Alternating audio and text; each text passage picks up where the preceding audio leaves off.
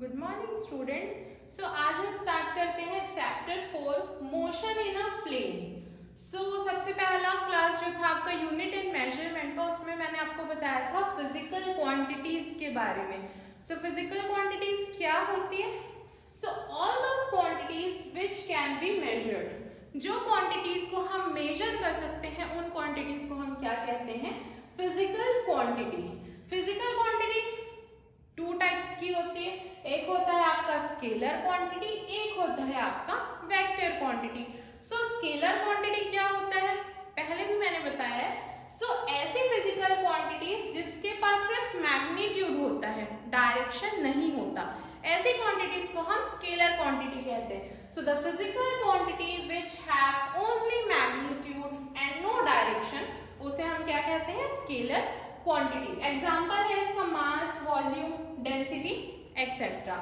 अब इसमें देखते हैं वेक्टर क्वांटिटी। वेक्टर क्वांटिटी क्या होता है? जिसके पास मैग्नीट्यूड के साथ साथ जो डायरेक्शन पे भी डिपेंड करता है, ऐसे क्वांटिटीज को हम वेक्टर क्वांटिटी कहते हैं। The physical quantity which have both magnitude and direction. Example है आपका डिस्प्लेसमेंट, वेलोसिटी एक्सेट्रा। अब एक क्वेश्चन आ सकता है कि वेक्टर की नीड क्यों हुई? ठीक है, वेक्टर की नीड हमको क्यों हुई? देखिए, वन डायमेंशनल में क्या था? जो वेक्टर बेस्ड क्वांटिटी थी जिसमें डायरेक्शन और मैग्नीट्यूड दोनों इंपॉर्टेंट था, लाइक आपका हो गया वेलोसिटी, हो गया डिस्प्लेसमेंट, एक्सेलरेशन। उसमें क्या था कि हम वन डायरेक्शन में मोशन इन स्ट्रेट लाइन में जब हम किए तो प्लस और माइनस साइन से वो कर लेते थे उसका डायरेक्शन। बट जब मोशन इन टू डायमेंशनल या थ्री डायमेंशनल में होता है तो उस ऑब्जेक्ट के पास क्या होती है? लार्ज नंबर ऑफ डायरेक्शंस होते हैं। ठीक है, इसके कारण हमको क्या हुई? इस फिजिकल क्वांटिटी की नीड हुई जो क्या करे? मैग्नीट्यूड के साथ साथ डायरेक्शन भी बताए। टू डायमेंशनल में इसलिए बेसिकली वेक्टर पे ही डिपेंडेंट है, सारी क्वांटिटीज क्या है इसमें? वेक्टर क्वांटिटी है। ये होता है वेक्टर क्वांटिटी। अब देखिए इसमें क्या होता है? डिफरेंस पूछता है। डिफरेंस या फर्स्ट डिफरेंस, इसमें सिर्फ मैग्नीट्यूड होता है, ये क्या होता है? मैग्नीट्यूड के साथ साथ डायरेक्शन पे भी डिपेंड करता है। सेकंड ये है कि ये तभी चेंज होते हैं जब इसके मैग्नीट्यूड चेंज होते हैं, और इसमें क्या है? मैग्नीट्यूड अगर चेंज होता है और डायरेक्शन चेंज नहीं होता तो वो चेंज नहीं होगा, तो मैग्नीट्यूड के साथ साथ डायरेक्शन भी चेंज होगा, तब वेक्टर क्वांटिटीज क्या होगी? चेंज होगी। और थर्ड है, इसमें जो एडिशन है वो जो ऑर्डिनरी लॉ ऑफ अलजेब्रा होता है उससे होता है, और इसमें क्या करते हैं हम? स्पेशल टेक्निक होती है, जैसे वेक्टर एडिशन वगैरह होता है, उससे हम इसको क्या करते हैं? सॉल्व करते हैं। ये होता है आपका स्केलर क्वांटिटी और वेक्टर क्वांटिटी। नेक्स्ट देखते हैं representation of a vector. Vector को हम कैसे रिप्रेजेंट करते हैं? तो a vector quantity is represented by a straight line with an arrowhead over it. इसको हम क्या करते हैं? स्ट्रेट लाइन से रिप्रेजेंट करते हैं, और यहाँ पर क्या होता है? एरो होता है। इसको हम जैसे देखिए, this is called vector A, इसको हम क्या कहेंगे? Vector A. इसको आप नॉर्मल ए के ऊपर लाइन भी सिंपल खींच सकते हो, वो भी क्या होगा? आपका वेक्टर होगा। ये जो पॉइंट होती है, इसकी पॉइंट, इनिशियल पॉइंट, ये जहां से वो स्टार्ट होता है, उसको हम कहते हैं टेल या ओरिजिन। टेल या ओरिजिन ऑफ वेक्टर। और जो इसका हेड होता है उसको हम क्या कहते हैं? हेड या टिप, हेड या टिप ऑफ द वेक्टर। ये है आपका वेक्टर को हम ऐसे रिप्रेजेंट करते हैं। अब देखिए जो ये लेंथ है, ठीक है, the length of a line gives the magnitude, और जो एरो बताता है वो उसको क्या बताता है? डायरेक्शन बताता है। ये होता है आपका रिप्रेजेंटेशन ऑफ अ वेक्टर। इसको हम क्या करते हैं? एक स्ट्रेट लाइन से प्रेजेंट करते हैं, और इसके हेड पे क्या होता है? एरो होता है। ठीक है, नेक्स्ट है टाइप्स ऑफ वेक्टर। वेक्टर के कितने टाइप होते हैं? We have two types of vector. हमारे पास वेक्टर के दो टाइप है। पहला है पोलर वेक्टर, दूसरा है आपका एक्सियल वेक्टर। तो पोलर वेक्टर क्या होता है ये देखते हैं।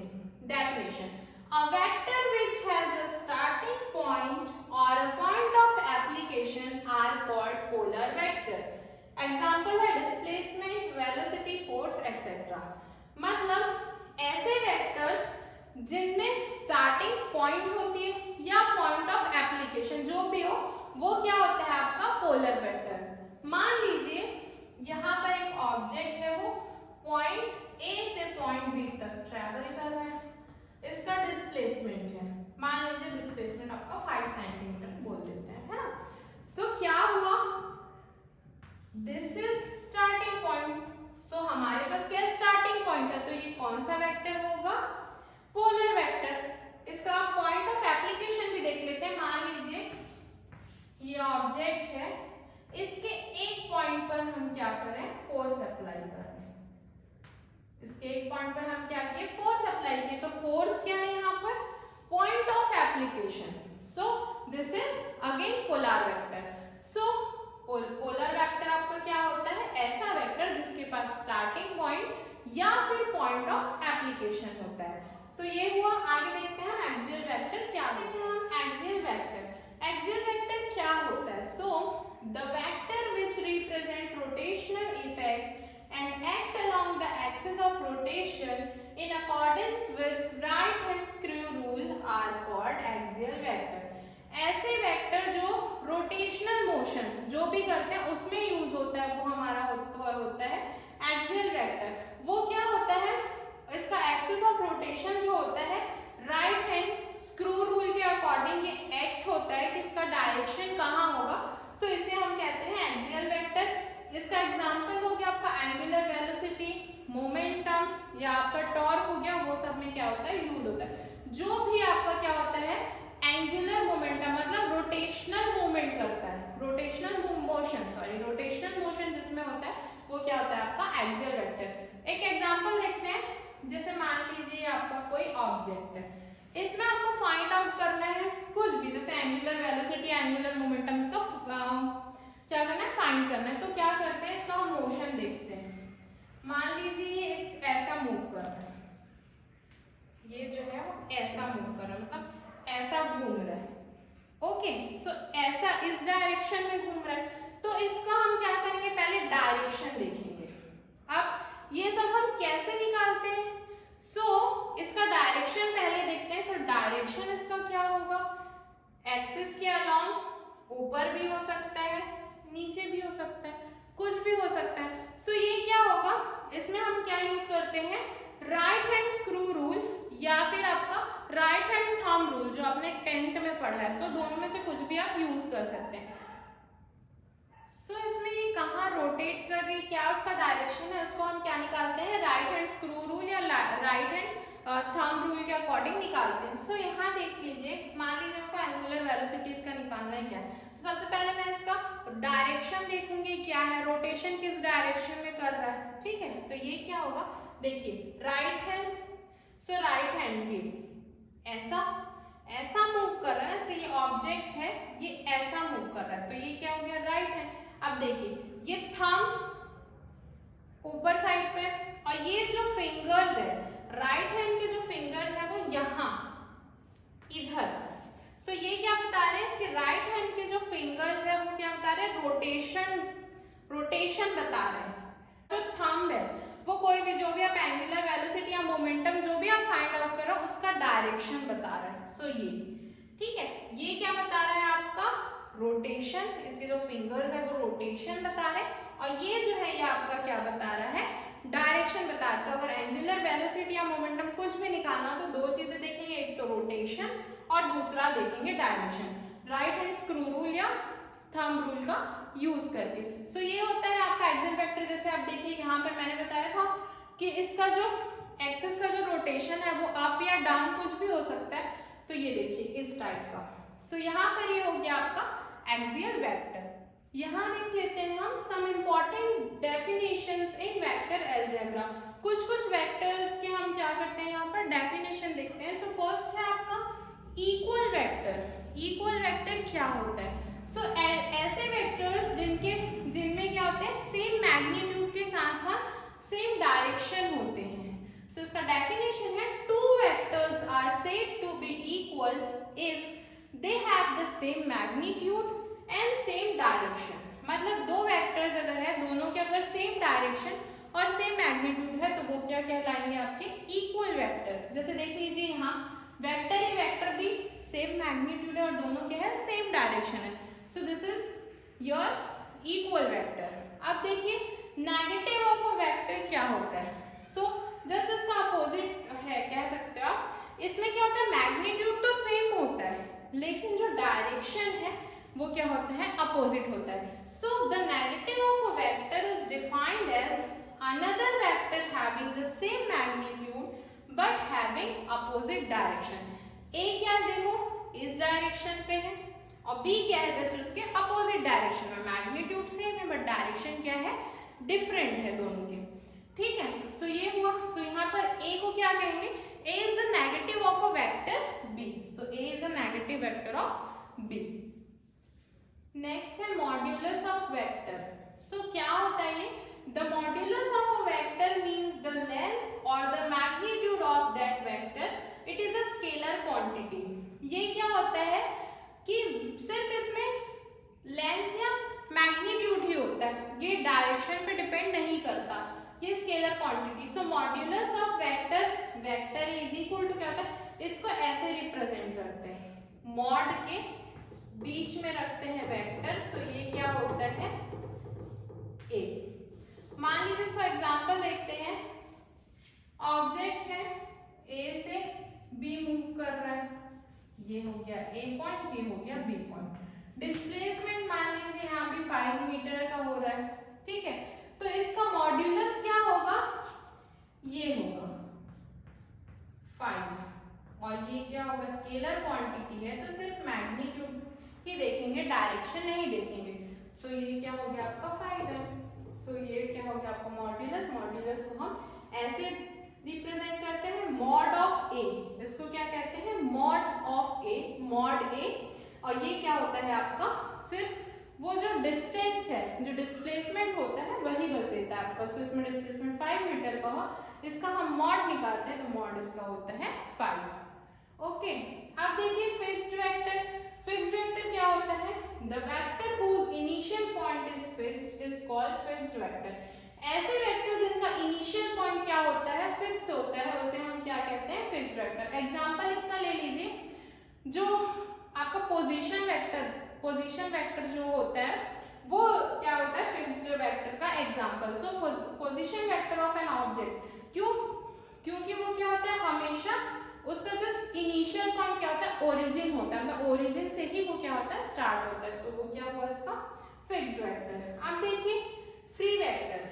फ्री वेक्टर क्या है, a vector whose initial point is not fixed, मतलब इसमें इनिशियल पॉइंट फिक्स नहीं होती है। सो इसको क्या कहते हैं, फ्री वेक्टर या नॉन लोकलाइज्ड। इसको फिक्स्ड वेक्टर या लोकलाइज्ड और इसको फ्री वेक्टर या नॉन लोकलाइज्ड वेक्टर कहते हैं। सो इसका एग्जांपल हो गया वेलोसिटी वेक्टर, क्योंकि वो स्ट्रेट लाइन के अलोंग मूव करती है। सो दैट्स व्हाई ये हो गया आपके modulus, fixed and free vector. Collinear vector. Collinear vector क्या होता है, the vector which either act along the same line और along parallel line are called collinear vector. ऐसे वेक्टर्स जो या तो क्या बोलना चाहिए, सेम लाइन में होते हैं या वो पैरेलल लाइंस में होते हैं, ऐसे वेक्टर को हम क्या कहते हैं, कोलिनियर वेक्टर। जैसे एग्जांपल ये देख लीजिए, ये है आपका वेक्टर ए, ये है आपका वेक्टर बी, सेम लाइन पे है दोनों। सो इसको हम क्या कहेंगे, कोलिनियर वेक्टर। सेम यहाँ पर भी है, ये पैरेलल है, सो this is also a collinear vector. हमारे पास दो टाइप के कोलिनियर वेक्टर होते हैं, एक होता है लाइक और पैरेलल वेक्टर और दूसरा होता है अनलाइक और एंटी पैरेलल वेक्टर। लाइक मतलब ये जो दोनों सेम डायरेक्शन, ठीक है, सेम डायरेक्शन में होते हैं, एक ही लाइन पे होते हैं, वो क्या होते हैं लाइक। और पैरेलल वेक्टर जो कि 0 डिग्री का एंगल बनाते हैं, सेम डायरेक्शन, दैट मींस 0, मतलब ये दोनों अगर सेम उसमें होंगे तो इसमें एंगल क्या बनेगा, 0 का बनेगा। और अनलाइक और एंटी पैरेलल क्या होते हैं, जो कि अपोजिट डायरेक्शन में होते हैं और एंगल कितना बनाते हैं, 180 का। जैसे देखिए एक इस डायरेक्शन में, एक उसके अपोजिट डायरेक्शन में, दोनों अगर सेम लाइन में आते हैं तो ये क्या फॉर्म करेंगे, 180 डिग्री का एंगल बनाएंगे। सो this is your collinear vector. आगे देखते हैं कोप्लानर वेक्टर। कोप्लानर वेक्टर क्या होता है, the vector which act in the same plane are coplanar vector. ऐसे वेक्टर जो सेम प्लेन पे एक्ट करते हैं वो होते हैं आपके कोप्लेनर वेक्टर। नेक्स्ट है coinitial vector. Coinitial vector क्या होता है? The vector which have the same initial point are called coinitial vector. ऐसे वेक्टर जिनका इनिशियल पॉइंट क्या होता है? एक ही होता है, सेम होता है, उनको हम कहते हैं को इनिशियल। जैसे देखिए इस पॉइंट में इनिशियल पॉइंट सबका एक ही है, ये यहां से एक वेक्टर गया आपका ए, यहां से गया बी, यहां से गया सी, तो तीनों का जो इनिशियल पॉइंट है वो एक ही है। सो ए बी सी तीनों क्या है? आपके को इनिशियल वेक्टर्स हैं। नेक्स्ट है आपका को टर्मिनल वेक्टर। को टर्मिनल वेक्टर क्या होता है? The vector which have the common terminal point और एंड पॉइंट आर कॉल्ड को टर्मिनल। मतलब ऐसे वेक्टर जिनके टर्मिनल पॉइंट या फिर हम कह सकते हैं एंड पॉइंट एक ही होते हैं, सेम होते हैं, कॉमन होते हैं, उनको हम क्या कहते हैं? को टर्मिनल। जैसे इसमें इनिशियल था, उसमें एंड है। ओके, सो ये क्या हो गया आपका को टर्मिनल। जैसे ये है आपका एग्जांपल, ये है आपका ए, ये इसका एंड पॉइंट, ये है बी इसका, और ये सी, तीनों का जो एंड पॉइंट है वो कॉमन है। सो दिस इज कॉल्ड को terminal vector. Unit vector. Unit vector क्या होता है? A vector a unit vector is a vector of unit magnitude drawn in the direction of a given vector। ऐसा vector जिसका magnitude क्या होता है? यूनिट। अब इसको हम एक एग्जांपल के थ्रू देखते हैं कि मान लीजिए जैसे मेरे पास आई है वेक्टर बी, तो ये किन किन चीजों से बना हुआ है? बेसिकली ये दो चीजों से मिलकर बना हुआ है। एक तो हो गया इसका मैग्नीट्यूड और दूसरा क्या हो गया इसका डायरेक्शन। ठीक है ना? तो यहाँ पर ये क्या होता है? मैग्नीट्यूड के साथ साथ डायरेक्शन पे डिपेंड करता है, तो ये दो चीजों से मिलकर बना होता है। अब यहाँ पर यूनिट, यूनिट मतलब नाम से clear, unit that means one, तो इसको हम क्या कहते हैं? B cap. इसको हम कैप से रिप्रेजेंट करते हैं। जैसे मैंने यहाँ पर बताया है, इसको प्रोनाउंस कैसे करते हैं? It is called b cap और बी हेड, जो भी आपको सुटेबल हो। वैसे तो बी कैप ज्यादा यूज होता है, तो आप कैप बोलेंगे। ए है तो ए, सी है तो सी, तो A cap, B cap, C cap, ऐसा होता है। सो यहाँ पर देख लीजिए, इसमें जो डायरेक्शन होता है, हम डायरेक्शन निकालने के लिए इसको क्या करते हैं? इसके मैग्नीट्यूड के साथ उस यूनिट को हम क्या करते हैं? यूनिट वेक्टर को मल्टीप्लाई करते हैं, तो हमको क्या मिलता है? उसका डायरेक्शन मिलता है। सो इससे हम निकाल लेते हैं। आप देखिए, तो यूनिट वेक्टर क्या हो गया? Direction upon magnitude. So direction by magnitude, ये क्या हो गया आपका यूनिट वेक्टर। तो ऐसा वेक्टर जिसका क्या होता है? यूनिट जिसका मैग्नीट्यूड क्या होता है? यूनिट होता है, which is drawn in the direction of given vector, so it is called unit vector। So next हम देखते हैं पोजीशन एंड डिस्प्लेसमेंट वेक्टर। ये इस चैप्टर का बहुत इंपॉर्टेंट टॉपिक है, इसको आपको अच्छे से समझना है। ठीक है, सो पहला देख लेते हैं हम पोजीशन वेक्टर क्या होता है। A position vector which gives position of an object with reference to the origin of coordinate system is called position vector। So basically ये क्या बताता है? ऑब्जेक्ट की पोजीशन बताता है कोऑर्डिनेट सिस्टम के रिस्पेक्ट में। सो यहाँ पर हम देख लेते हैं। मान लीजिए मैं लेती हूँ x Y plane.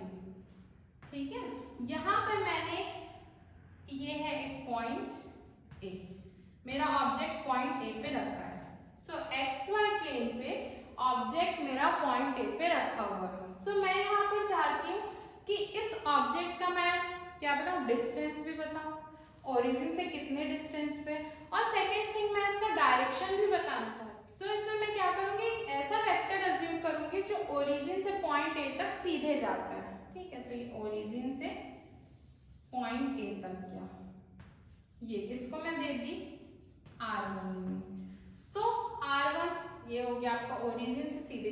So this is nothing but it is a point position vector of an object. सो ये क्या हो जाएगा? इसको हम R1 position vector of an object, या इसको हम OA भी लिख सकते हैं, लाइक दिस OA। तो ये क्या है? Position vector of A।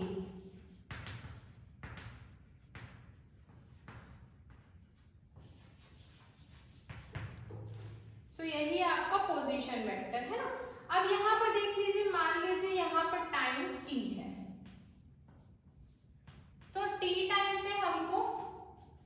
Direction देखना है, टाइम क्या है आपका t है। सो ये पोजीशन वेक्टर क्या आइडिया देता है, दो आइडिया देता है। फर्स्ट कि ऑब्जेक्ट ओरिजिन से कितने डिस्टेंस पर है, और सेकंड इसका डायरेक्शन क्या है। सो ये होता है आपका पोजीशन वेक्टर, जो कि किसी ऑब्जेक्ट का पोजीशन बताता है विथ रिस्पेक्ट टू ओरिजिन। आगे देखते हैं डिस्प्लेसमेंट वेक्टर। डिस्प्लेसमेंट वेक्टर क्या होता है? Displacement vector which tells how much and in which direction an object has changed its position in a given time interval। मतलब उस पर्टिकुलर टाइम इंटरवल पे object किस डायरेक्शन में और कितना चेंज हुआ है, ये हमको क्या बताता है? Displacement vector. जैसे हमने वहां किया था एक्स वाई प्लेन पे, एक पॉइंट पहले जो था हमारा ए, वही हम रिपीट कर लेते हैं, जो कि ओरिजिन तक गया। r1 इसका क्या था? Point of displacement T time में। अब ये क्या हुआ? अपने पॉइंट से डिस्प्लेस्ड हो गया और नया पॉइंट हमको मिला बी। इसका भी ये ड्रॉ कर लेते हैं ओरिजिन से, ये होगा हमारा r2 टी डैश टाइम में। सो हमारा ये नया मिल गया, इसका पोजीशन वेक्टर हो गया r2, या इसको कह सकते हैं हम, ये o है आपका, तो OB। This is the position vector of B। और ये क्या था आपका? r1 या OA आपका था पोजीशन वेक्टर ऑफ A। अब यहाँ पर T, इसका डिस्प्लेसमेंट क्या हुआ? T से T डैश हुआ, तो T dash minus T, difference निकालेंगे। सो उस डिफरेंस में T minus T dash time interval पे ऑब्जेक्ट कितना डिस्प्लेस्ड हुआ, ये हमको क्या बताता है? Displacement vector. यहाँ भी हम इसका point vector, sorry position vector draw कर लेते हैं, ये हो गया, इसको नेमिंग दे देते हैं r। तो r यहाँ पर क्या है आपका? सॉरी, r है आपका डिस्प्लेसमेंट वेक्टर, जो कि गिवन टाइम का t minus T dash time interval, t dash minus T time interval पर डिस्प्लेसमेंट बता रहे हैं। सो यहाँ object A t dash time पे ऑब्जेक्ट B तक डिस्प्लेस्ड हुआ, तो t माइनस टी डैश आपका क्या बताता है? कितना डिस्प्लेस्ड हुआ। तो ये गिवन टाइम इंटरवल है, इस टाइम इंटरवल पर ऑब्जेक्ट कितना और किस डायरेक्शन में चेंज हुआ, ये हमको बताता है डिस्प्लेसमेंट वेक्टर। सो आज की क्लास यहीं खत्म करते हैं। नेक्स्ट क्लास में हम वेक्टर एडिशन देखेंगे, और भी जीरो वेक्टर है और भी फॉर्मूला है, वो सब हम